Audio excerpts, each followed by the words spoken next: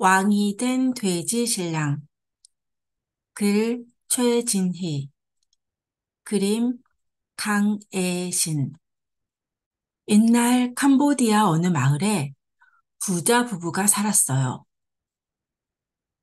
부자 부부에게는 아들이 한 명 있었는데 그 아들은 태어날 때부터 돼지 몸을 가지고 있었답니다. 부자 부부는 돼지 몸을 가지고 태어난 아들을 안쓰러워하기도 했지만 사실 조금 창피했어요. 그래서 쭈룩이라는 이름을 지어주고 사람들 몰래 키웠답니다. 그런데 쭈룩은 부지런하고 사람 말도 할 수 있었어요. 어느새 청년으로 성장한 쭈룩은 겉모습은 돼지였지만 매우 영리하고 멋지게 자랐어요. 부모님의 재산도 잘 관리해줘서 부자 부부는 더 큰 부자가 되었답니다. 그러던 어느 날 쭈룩은 부모님께 심각한 고민을 이야기했어요.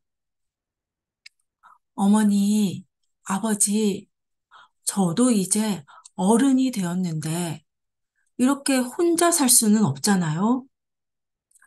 예쁜 아가씨와 결혼을 하고 싶습니다.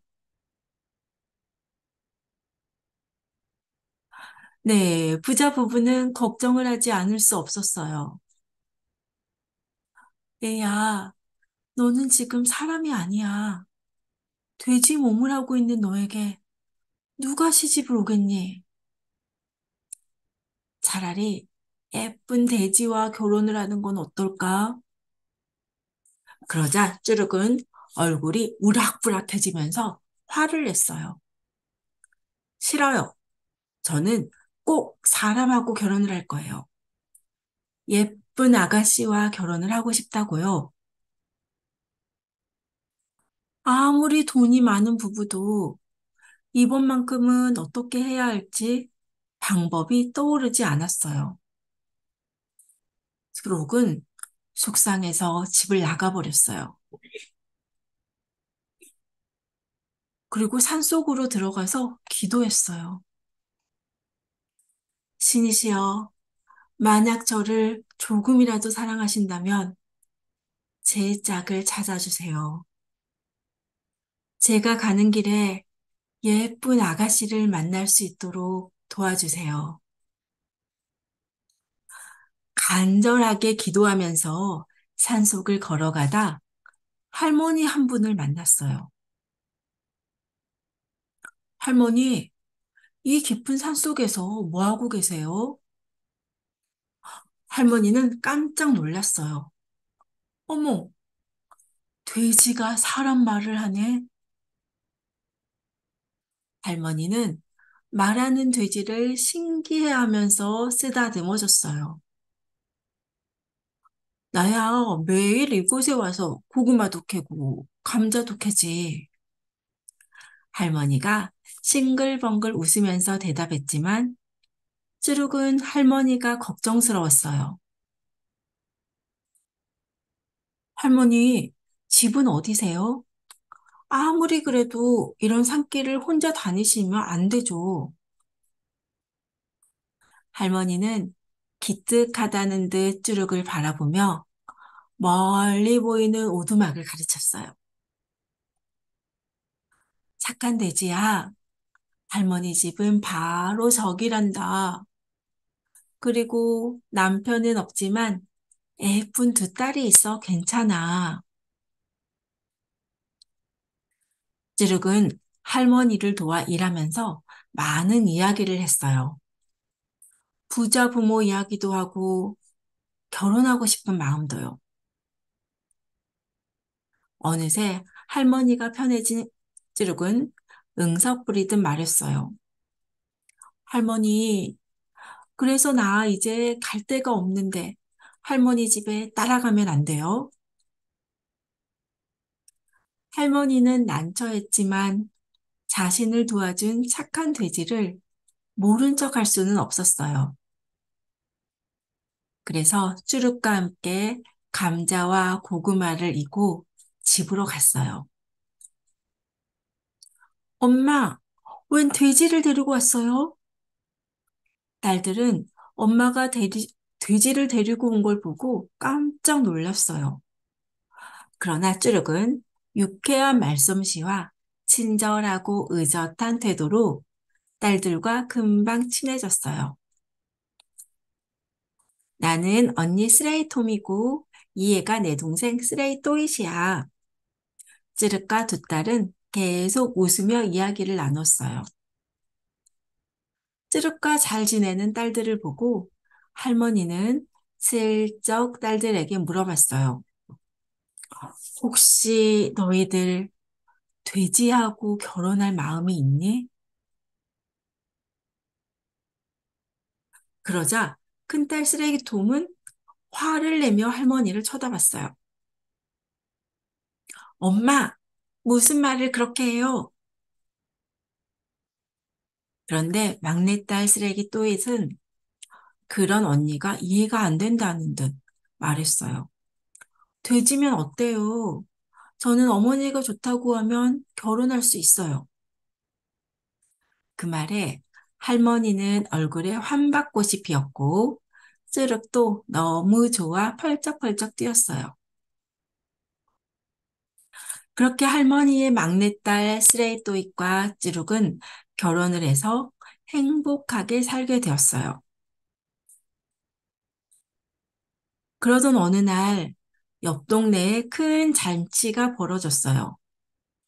스레이또잇은 잔치 구경을 가고 싶었어요. 여보, 옆 동네에 큰 잔치가 열렸는데 공연도 할 거래요. 같이 가요. 그런데 평소에 다정하던 쭈룩이 갑자기 무뚝뚝하게 말했어요.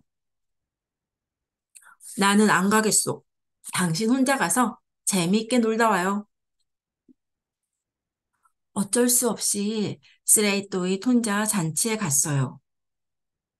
그런데 쭈룩은 부인이 나가자마자 돼지 가죽을 벗어 던지고 사람 모습으로 변했어요. 그러고는 부인들을 따라 잔치가 열린 곳으로 갔어요. 가서 사람들 앞에서 연주도 함께 하고 제주도 부리면서 재미있게 놀았어요. 그리고 부인이 오기 전에 후다닥 지구에 도착해서 다시 돼지 가죽 속으로 쏙 들어갔어요. 부인이 집에 도착하자 수룩은 시치미를 뚝 떼고 물어봤어요. 잔치는 재미있었어? 부인은 망설임 없이 네, 너무너무 재미있었어요. 당신도 같이 갔으면 신났을 거예요. 그러자 찌룩이 질투하듯이 말했어요.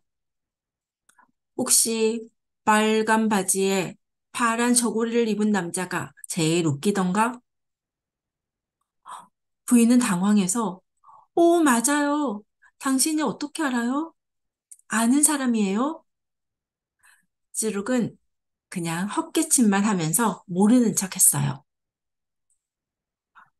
다음 날도 부인은 잔치에 가겠다 했고, 찌룩은 기꺼이 허락해줬어요.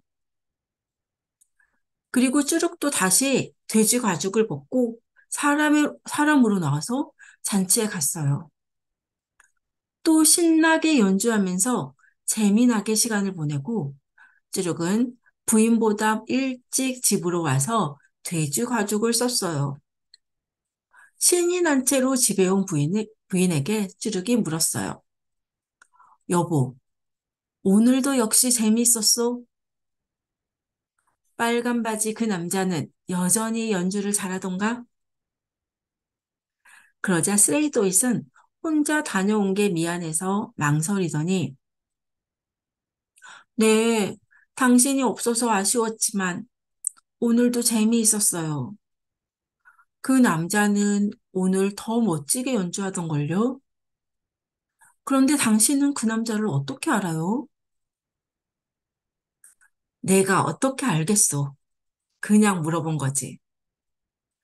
하지만 스레이토잇은 남자의 옷차림까지 정확하게 알고 있는 남편이 수상했어요. 그리고 다음 날도 잔치에 가겠다고 스레이토잇은 가는 척 하다가 몰래 숨어서 남편을 봤어요. 찌룩은 부인이 나간 줄 알고 돼지 가죽을 벗어 던졌어요. 그 순간 스레이토잇은 놀라서 소리를 지르고 말았어요. 잔치에서 연주를 하던 그 남자가 눈앞에 있는 거예요. 아니, 여보, 이게 어떻게 된 일이에요? 찌룩은 당황해서 망설이다 말했어요.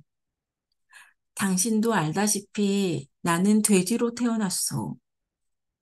그런데 예쁜 여자와 결혼하면 사람이 될 수 있을 거라는 막연한 기대를 가지고 있었지. 그러다 당신과 결혼을 하고 나니 정말 돼지 가죽이 벗겨지고 사람이 된 거요. 고맙소, 부인. 정말요? 그럼 저한테 제일 먼저 말했어야죠. 다시는 저 돼지 속으로 들어가지 말아요. 스레이토잇은 울먹이며 말하자 찌륵은 다시는 돼지 가죽을 뒤집어 쓰지 않겠다고 약속했어요. 그렇게 두 사람은 행복하게 살게 됐고 두 사람의 이야기는 이웃 마을까지 퍼졌답니다. 그러던 어느 날 이웃나라 왕이 돌아가시고 그 나라를 다스리는 왕을 찾는다는 벽보가 여기저기 붙기 시작했어요. 그러면서 돼지로 태어난 남자가 매우 영리하고 지혜롭다는 소문이 돌았어요. 그 소문을 들은 이웃나라 신하들은 쯔륵을 찾아오게 됐어요. 우리나라에는 당신같이 지혜로운 사람이 필요합니다. 제발 우리나라의 왕이 되어주세요. 그렇게 쯔륵은 한 나라의 왕이 됐고, 그러면서 부모님을 생각하게 됐어요. 낳아준 부모님을 너무 오래 잊고 살았다는 생각에 마음이 무거웠어요. 찌룩은 오랜만에 부모를 찾아갔어요. 나이 든 부모는 이웃나라 왕이 자기 집을 찾아오니 긴장해서 안절부절 못했어요. 찌룩은 부모에게 물어봤어요. 두 분은 자식이 어떻게 되시나요? 그러자 부부는 눈물을 흘리기 시작했어요. 저희에게 아들이 한 명 있었는데 사실 그 아이는 돼지로 태어났어요. 그래도 참 총명하고 멋진 녀석이었죠. 몇 년 전에 예쁜 아가씨랑 결혼하겠다고 집을 나가고는 연락이 없습니다. 다 부모가 부족한 탓이죠. 찌륵은 한탄하는 부모를 꼭 껴안았어요. 저예요, 어머니, 아버지. 늦어서 죄송해요. 그렇게 찌륵은 다시 만난 부모님, 그리고 예쁜 부인과 장모님, 처형까지 모시고 궁전에서 행복하게 살았답니다.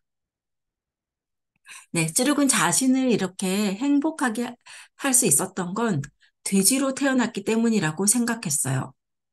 그래서 신하들을 불러서 12띠 중에 마지막은 돼지로 넣으라고 명령했어요.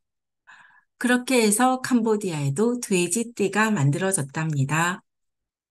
네, 12띠 이야기, 다양한 국가의 12띠 이야기를 소개하다가 캄보디아의 돼지띠 이야기를 알게 됐는데 네, 왕이 된 돼지 신랑. 네, 너무 재미있죠.